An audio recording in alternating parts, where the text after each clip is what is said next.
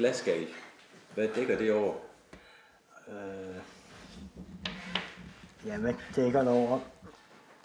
Altså, det ene, man kan sige, at gal, det kan jo ligesom gå to veje. Det kan jo enten være, det kan jo ikke betyde, at du er gal med noget, ikke? Altså, du er helt vild efter det. Og så kan det jo betyde det modsatte. I opbygningen af udstillingen, hvor der er nogle meget rene, konkrete elementer, som er struktureret meget, meget stramt.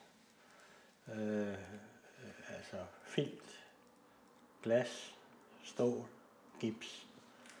Og så står alt det her glas ovenpå, som stritter i alle mulige retninger, i alle mulige farver, i alle mulige former. Altså det er det rene kaos for at sige det pænt, ikke?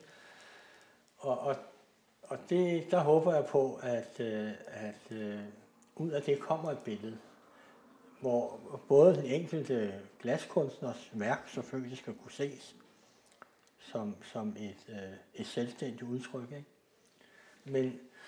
Men hvor ved at sætte alle de her udsagn, man kan jo kalde hver af de her glasarbejder for et udsagn, når de så bliver sat sammen i en stor roman, kan man kalde det, med alle de her borde, man nu laver. Ja, ud af det kommer måske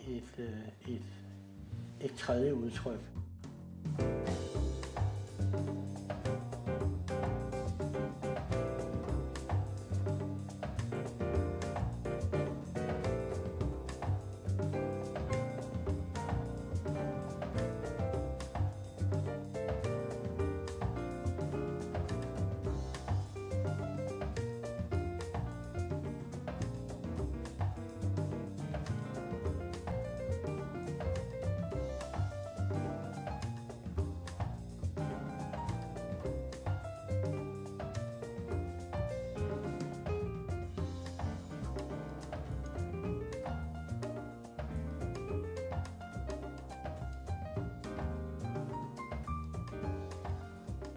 Glas kan du give, jeg ved ikke hvor mange egenskaber, ikke?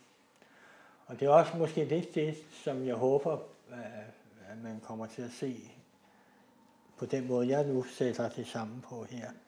Det er, hvor mangfoldige udtryk, som glas egentlig har som materiale. Og mange måder, det kan bearbejdes på, ikke?